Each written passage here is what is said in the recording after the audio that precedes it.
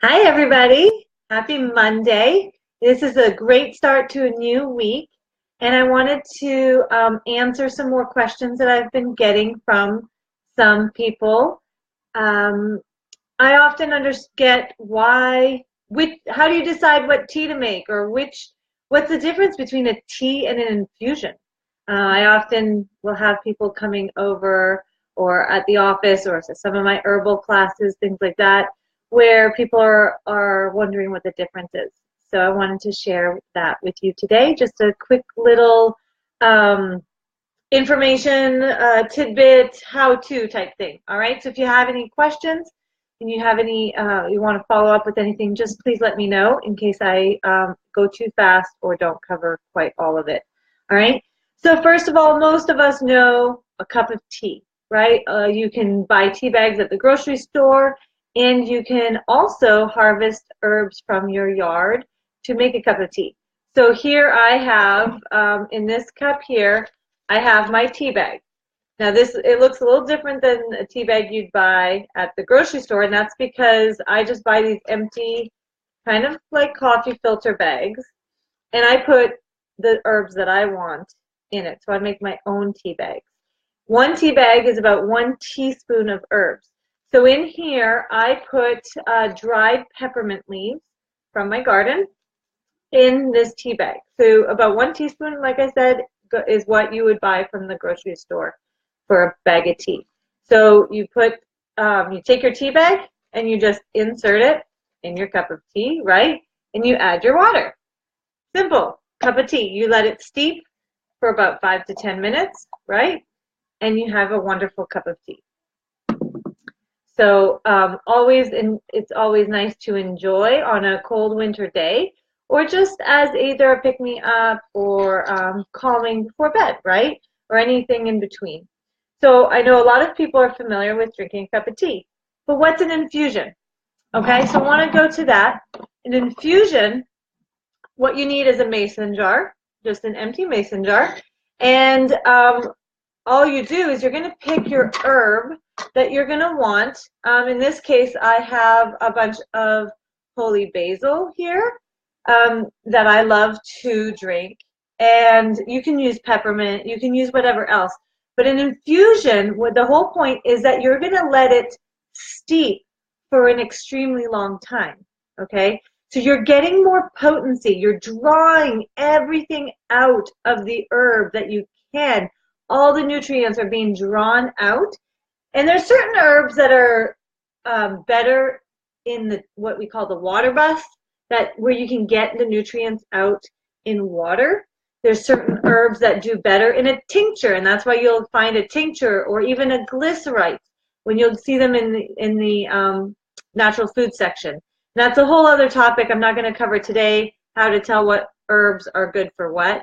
But we have, when you're trying to support your health, you want a little more potency. This cup of tea is really pleasant and really nice to drink, but you're not getting all the nutrients from the herbs, and you're not getting the full potency of like the therapeutic benefits that the plants give you.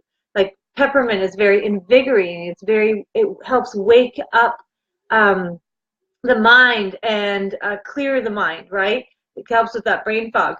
But in a cup of tea, you're not getting all those therapeutic effects because it's just too weak. All right, so we want to look at something more potent. So if I were to take my holy basil, or if I love oat straw, I love nettles, there's lots of raspberry, there's lots of them, and I would use them for different purposes. Okay, so I'm going to take quite the handful and put it in my cup of my mug here. Actually, I'm going to add a little more. I'll just do it like this. So, and this is really, there's no fast rule to how much herb you're going to use. I typically use about half a cup to a cup, depending on how fluffy it is and how much the water is going to kind of do with it. But it takes a good amount, all right, because we're creating some potency here. And then you're going to add your hot water to it, okay, and you're going to let it sit there for about 4 hours. A lot of times I'll make these overnight. at nighttime, and let it sit overnight, and then it's ready for me in the morning. Okay? So then you'll put the lid, because you want to trap all the nutrients in. You don't want it evaporating into the air with the vapors. Okay?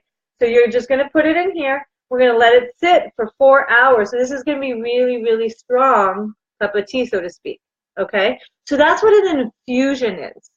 It has a lot more potency, and you're drawing more of the nutrients out for more of a therapeutic benefit. Okay? So it's all that simple. It's not very complicated. Then, but then even simpler than that, and something I enjoy, because I can enjoy it hotter. This I have to add more hot water if I want to enjoy hot, because now it's cooled off after 48 hours, right? So what I like to do is, here's another mug. This one's empty. I love to use my essential oils. Now you do want to make sure if you're using essential oils that they're certified pure and therapeutic grade. None of those synthetic ones that you buy at the store. Okay, please. The store ones are synthetic. They have other chemicals in them you don't want to ingest. Okay, so I'm not talking about those. I use the doTERRA brand. If you have questions about that, let me know. But make sure that they're certified pure and therapeutic grade.